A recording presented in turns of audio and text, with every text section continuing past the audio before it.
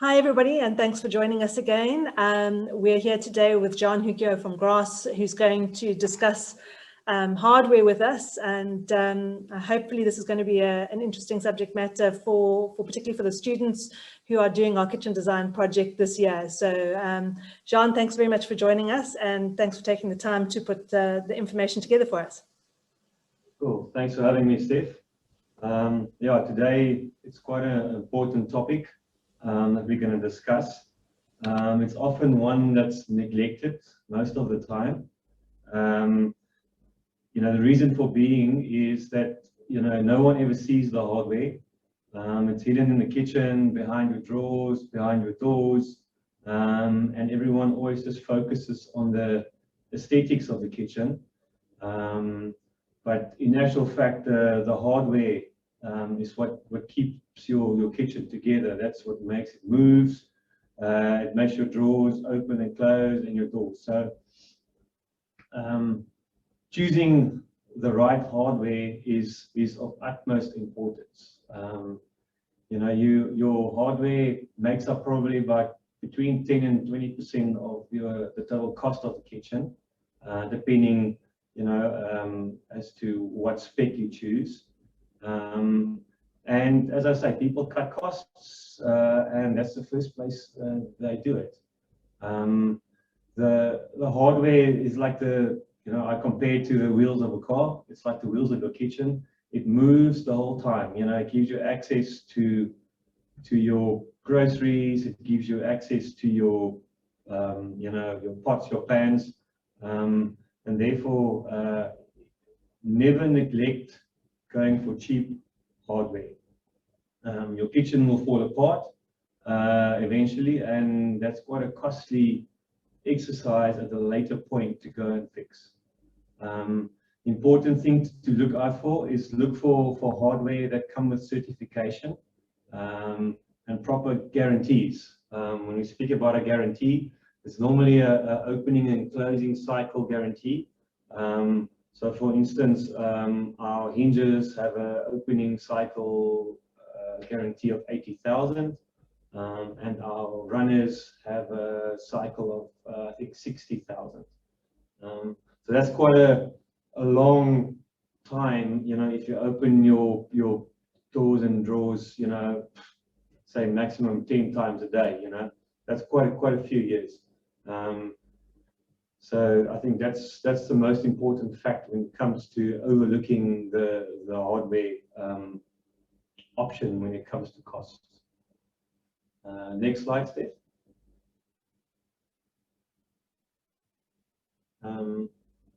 So when we speak about quality hardware, it doesn't mean it needs to be expensive. You can use the analogy of Mercedes-Benz. You have a A-class model, a B-class, C-class. They have different classes. It's all good cars. They just have different models. And it's the same with the hardware. Within our range, we offer different models. Obviously, the later models would be the latest colors, which would be your blacks and your dark grays. It'll be a slimmer design. So that will obviously cost more as it's new. Where the more cost-effective options are normally your older versions, which would be your older colors, which would be your light grays and your whites. And it will be a more of a chunky draw side, if you want to call it that. And maybe some of the older hinges doesn't have as much features as the latest hinges, but still a good hinge. And so therefore don't always look at your hardware being expensive. If you go for the latest, it will be, but then there's at least 2 or 3 models that you can drop if it's a budget constraint that you're trying to achieve in the kitchen. What is available? So the standard that you get is a non-soft close hinge and also a non-soft close drawer. what are the sort of drawbacks to a standard product? It means your doors will slam, it's quite noisy, and then also your drawers will run quite loud. It's not a soft, smooth, soundless opening and closing. Then if you go up sort of a level, then you get to a soft close, and that will be available for the doors and for the drawers. It's like once you have that in your kitchen, you won't go back to anything else. It's sort of the standard these days in a kitchen. You can compare that to a car with an aircon and a power steering. It's like the minimum requirement these days, and that's what I would sort of compare the soft close to. It's a must-have in your kitchen. I think that's the minimum start level. If you then want to go one level up, then you have what they call tip to open, or also known as a push to open. You don't have any handles on your doors or your drawers. You just tip with your finger, and it opens.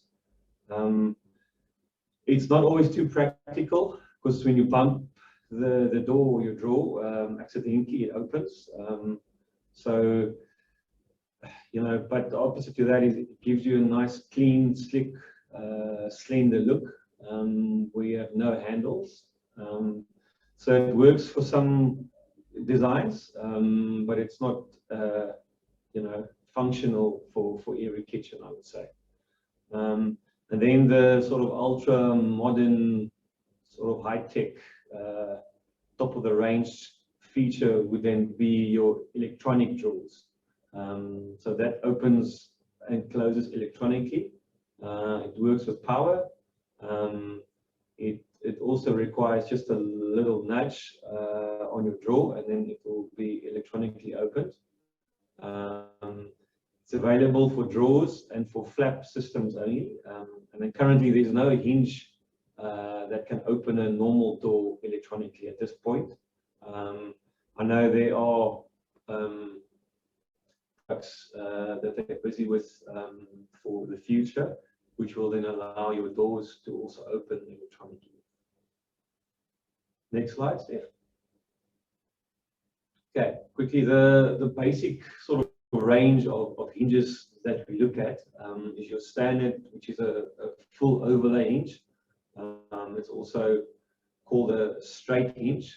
So full overlay means that your door covers the full side of your front view of your carcass.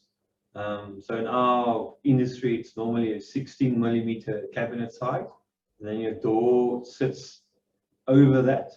So when you look at it from the front, you don't see any carcass material in the front. You only have a door that covers the full area. Then you get a half overlay. That's normally when you have one carcass and then there's a door on either side of it. Then you have both doors a half overlay, so they share the carcass basically. That's one way to cut costs, to have two doors share one cabinet side. Some companies don't do that. Then they'll have a double cabinet side, and then both doors will be a full overlay. So then the last one is what they call an inset concealed hinge. That's sort of your top three hinges that's most commonly used. So the inset hinge would be a door that sits inside the cabinet side. So that's normally when you have a nice solid carcass, what I call a solid wood carcass, where people want to show off the actual wood finish of the cabinet side, and that's when you put the door on the inside. So that gives you a nice sort of two-tone view. When you mix a solid with maybe a high-class spray door, gives a nice capping all around. But that's not as common. It's more for your older country-style kitchens where they would do something like that. And your ultra-modern kitchens these days, they stick to a full overlay hinge as a standard. Then there's two corner hinges, what they call a blind corner hinge, for where you need a door to open in that awkward corner always. Then at the bottom you've got a bifold corner hinge. So that's basically a corner door that folds back on itself. So it's got a bifolding hinge. So I mean, it's a two-fold door, which is not as commonly used in this industry. And then lastly, at the bottom right-hand corner, you've got a flap hinge. That's what they use for units that actually flap downwards. That hinge, gives you quite a nice look, because it makes your door absolutely level with your carcass.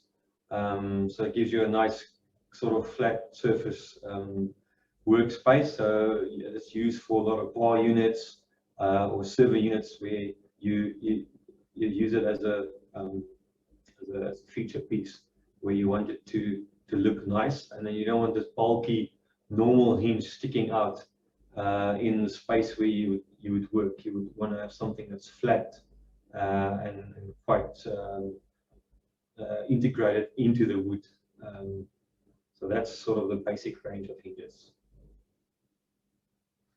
Then the different types of runners, you get what they call a side mount runner. That's normally what they call also a ball bearing runner or a telescopic runner. So it's mounted to the side of the carcass, and then it's got a counterpart that's mounted to the actual side of the drawer, and then that just clipped together to give you a normal side mounted drawer. That side mounted runners then come in two extension options, which is normally a full extension, but it's also available in a single extension if you want to cut costs.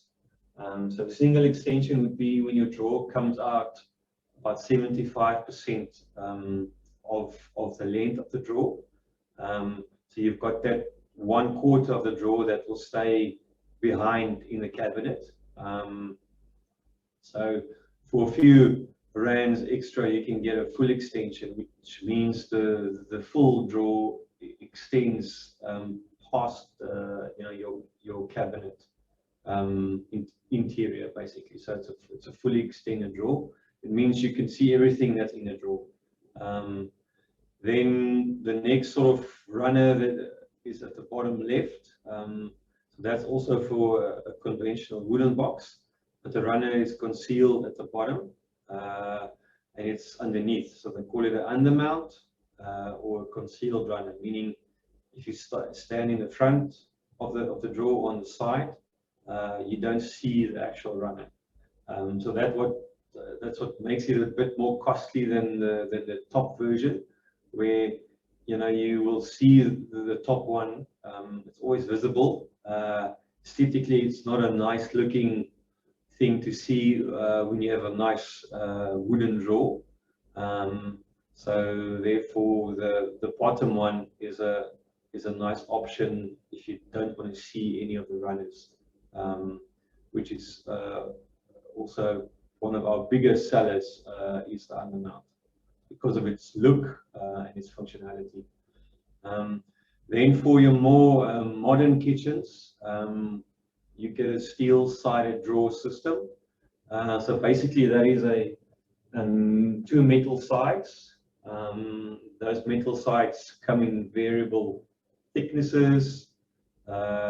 It comes in variable or various colors. It comes in various heights. But it makes the building of a box for your drawer a bit easier. So all you would need to do is cut a back panel and a base panel, and then it's all screws together. And then you have a drawer front that clips on into the metal side, basically. So it gives you a bit of a more design freedom, because you've got different colors, different heights. You can add glass elements to it, like you see in the center there. it's ultra slick, ultra modern, it's clean lines. So that's sort of the, what most of the kitchen companies use these days in the kitchens. And then a lot of the guys would use a wooden drawer in the bedroom. The wooden drawer gives you a bit more warmth, and you can do a bit more of custom finishes and custom heights for your bedroom cupboards, where the metal sides is purely more used in the kitchens. Then we go to the space-saving systems. So basically, what all these items do is they give you a bit more packing space in those sort of awkward cupboards where in the old days you would only have shelves, fixed shelves. The negative of having a fixed shelf is when you open your cupboard door, everything is still inside your cupboard. You need to sort of climb into the cupboard to get stuff. It's difficult to keep it organized. Where with these items, you pull it out towards you and everything is visible from the top. And you can keep it neat and tidy. You can always see what's there. So the first picture is normally what they would use next to a stove or a hob or a cooker, where you have your spices, your olive oils, your bottles, something that is easy accessible when you cook. That second picture is example where you can use the pull-out drawers for your pots, your crockery, for your heavier items. So you don't need to climb into the cupboard to get it out. You just pull it out and everything is accessible. Then the third picture is something that's new. It's what they call a crockery drawer. Again, you don't have to climb into the cupboard, to get the stuff out. You just pull out the drawer and you've got your plates, your cups, your glasses, and everything's readily available. And then the last picture is what they call an under sink unit. It's normally, the unit under the sink is normally just a cupboard where you store all your cleaning materials, and it's normally quite a mess. That system there gives you a bit more organizing sort of functionality, and yeah, it keeps it neat and tidy. And again, it comes out to you. You don't have to climb into the cupboard to go look for the stuff. Then you've got storage solutions. It's just basically a continuation from the previous slide. The first picture there, we normally talk, on that sort of application about a sort of a grocery tower or a pantry drawer or something like that. So you can add 4, 5, 6 drawers into your cupboard. They carry 40 kilograms each, so you can easily pack 200 or even more, depending on the amount of drawers you have, into that unit. So that's for your canned foods, your milks, any sort of food item that you would normally store in a old-fashioned pantry cupboard. You can now store in a newer version of a pantry cupboard, where again everything comes out towards you. Everything is readily accessible, and that's quite a must-have in any kitchen these days. Is a pantry tower or pantry unit. The width, you can do those drawers range from anything from 600 up to 1200, which gives you a lot of packing space. Second picture there is again what we call a utility drawer or utility bin drawer. It's for all the odds and ends, your cleaning materials, black bags, dog food, whatever you want to put in those little bins, you can put in there. Again, it just gives you a nice organizing option for, again, the cupboard under the sink is always a mess. That gives you sort of a bit more organizing features. Then the third unit there, the third picture, is what they call a blind corner pull-out.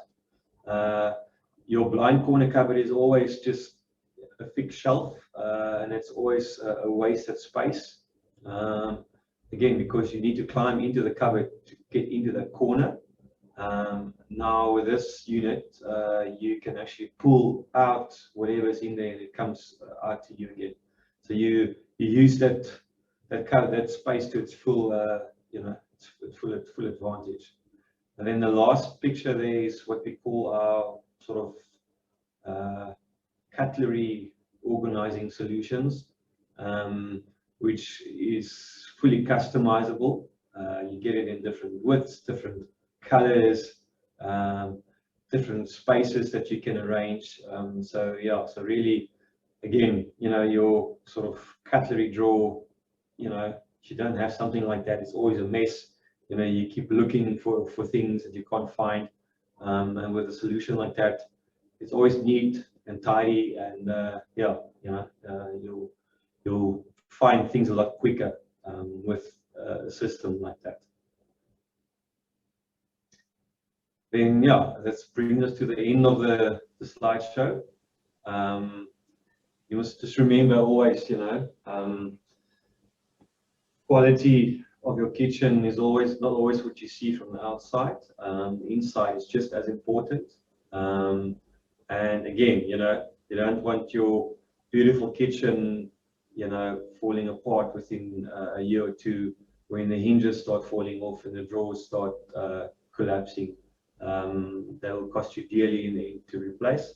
So always take note of the hardware that you put in.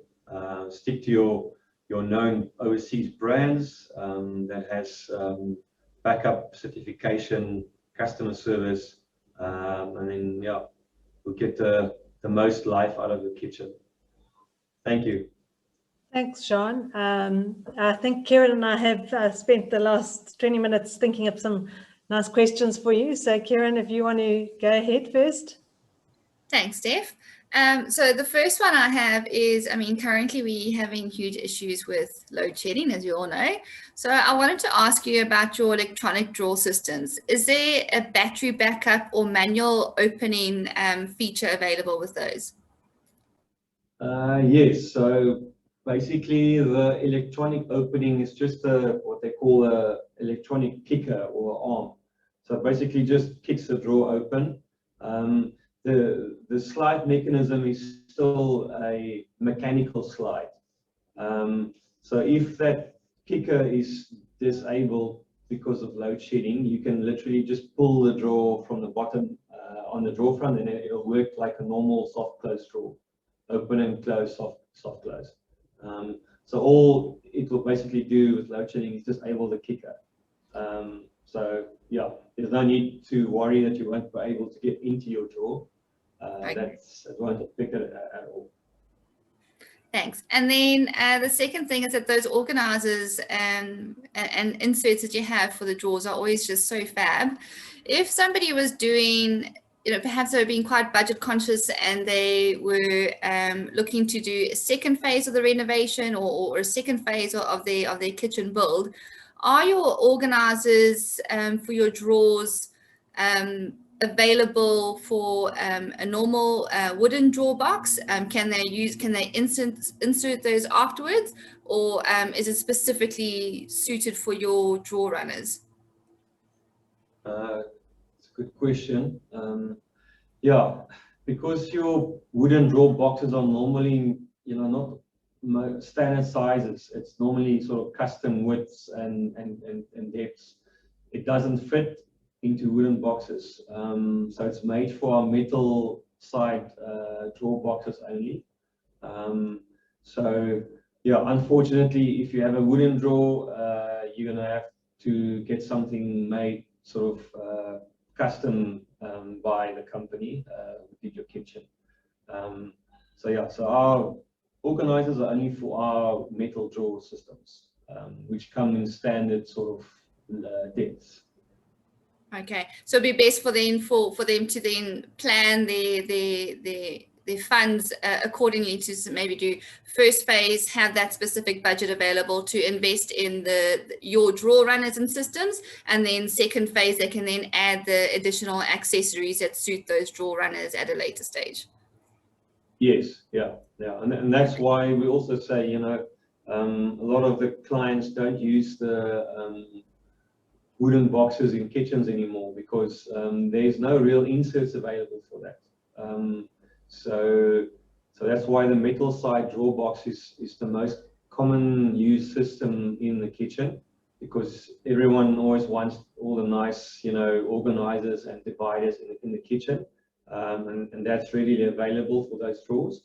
And then they'll opt for the cheaper wooden box in the bedrooms normally, where you actually don't need dividers. You know, you use it for your clothing, basically. You know, so that's why there's a sort of a split between the two drawer systems in the sort of two different kinds of rooms. And then just last one, out of curiosity, for you with your range, if there was anything specific, whether it's a specific range of hardware, say soft close or tip on, or if there's a specific space saving unit that you would love to have in your own kitchen, you absolutely cannot do without, what would it be for you? To me, that would be a recycling bin. Yeah, it's something we all use. I don't know. If you have kids, you probably use it 50 times a day. Yeah, it's just, you know, you see a lot of these houses where they have 2 or 3 bins standing outside, you know, apart from the kitchen. You know, it stands in the scullery. You know, it's not nice to look at. Where you've got what they call the integrated recycling bin. So it's built into your kitchen. It's hidden. You don't see it. It's you know, I would have probably 2 or 3 of those, because, you know, then also, you know, you sort of forced to recycle. It's good to recycle, and it's easy to use, and it's hidden, and yeah, that would be the must-have thing that I would have in my own kitchen. Okay, thank you. I could recommend to anyone. Yeah. Thanks. Okay, John, I've also got a couple for you. You were talking about tip to open and how it can be a little bit sensitive, and we often see we get called out to site to go and do an inspection where the client has chosen tip to open, but they've gone with a kitchen company who's maybe not experienced at working with that specific system. How important is it to ensure that the kitchen company and the installers are au fait and trained on the particular hardware system? Yeah, good question. A lot of our site issues and site visits are related to incorrect installation, and that's why we try to, you know, give the guys as much training as possible, and that's why we, you know, also recommend clients to go with companies that are reputable, that, you know, belong to the KSA, that buy from reputable suppliers, that have, you know, qualified training on the high-end products, on the latest products. You know, that's all, you know, you pay a little bit extra for all those things, you know, at the end in the total price. But again, all those blocks, I think, give you a little bit of peace of mind, that what you're getting is going to work, and it's going to be the right product for the application in your kitchen. So yeah, so we always try to train our clients on the latest products, and the, you know, the more difficult sort of installation drawer systems, and that's something we'll continue to do. That's all we can do, you know, is just keep on training and training and training. So does that answer your question? Yeah, thanks, John. And then just when it comes to care and maintenance, often you can see during the installation process that there can be issues if sawdust or stone dust, if there's been stone cut, gets into runners, and that's not taken care of. But or do you best look after your hardware and ensure that the runners and hinges don't get damaged during installation and post-installation? I think pre-installation, when it's still in the sort of manufacturing stage, a lot of the sort of bigger companies, they would cover the runners and the draw systems with the plastic wrapping. That prevents the sawdust particles to actually to penetrate the actual runners, systems and stuff. So that keeps it quite secure. Once on site, it's best to actually remove the actual draw systems completely out of the carcass when they do the cutting for the granite or the stone. Those stone particles are very small. Once it goes into the slides, you cannot get it out. It sits there forever, and it makes quite an annoying grinding noise when you open and close your drawer. So it's best to remove the actual box and the actual runner from the carcass, and then put it back once the actual top is installed and the cutting is done. And then just for everyday usage, is there anything that needs to be done to the runners and hinges to maintain? I think the first thing is just don't overload your draw system. You know, you need to know what your weight capacities are for your different drawers. We do a 40 kilogram capacity and then also a 70 kilogram capacity. So if you know you've got a meter wide drawer and you're going to pack it full of, let's say, pots, 40 kilograms might not be enough. So then I would opt for a 70 kilogram option. That'll just make your drawer last a bit longer. If you have made a mistake and you have, you know, a 40 kilogram slide in there, that slide will eventually just start sagging, and yeah, your drawer front will start hitting, you know, the one above or the one below, and you're gonna have problems eventually. So please, you know, take note of what your drawers can carry capacity wise, and then make sure you stick to that. Overloading will cause the actual sagging of drawer fronts in the long run, which can be problematic. And then my last question is, I think a lot of designers think the installation of hardware is obviously over to the installing team. How important do you think it is that designers actually go and learn a little bit about how the hardware is installed, so that they understand the functioning of it better? Yeah, I think that's very important. You know, as with any new product that's coming out, you know, it fits differently to the previous versions. It's got more adjustments, it's got more features, and if you don't know about those adjustments or those features or the new fitting methods, you're going to fall behind, and you will make mistakes, because, you know, a lot of the old school guys think, you know the runner then fit now will you know, fit this, you know, the runner in the future will fit the same way, you know. I used to working with runners that's been, you know, available for the last 10-15 years. Those runners fit and work differently to the runners that are being launched into the market now. So, you know, you can't, you know, use your old sort of ways to fit the new stuff. You know, you are going to make mistakes.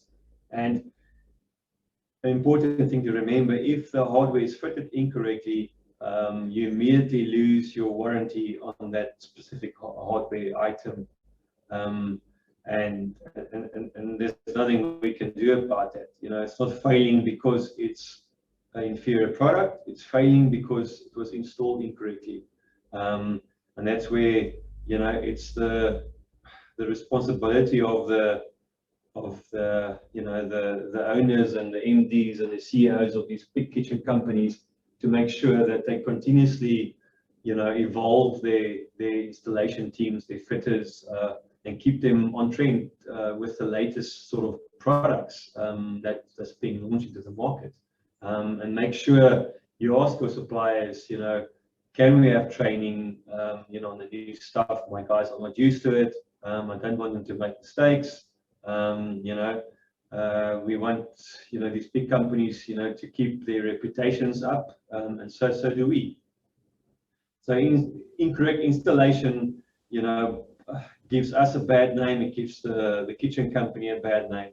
So it is very important to, keep, adding that sort of aspect, keeping the guys growing with the new products as you go forward. Thanks, John. That's all my questions. Kieran, have you got any more, or you good? No, I'm good. Thank you. Okay, John, thanks so much for your time, and thanks to Grass for letting us steal you for an hour or so. And yeah, thanks again. And if any of the students have any questions, I'm sure we can redirect them to John if your lecturers put them through to us. Thanks very much for joining us.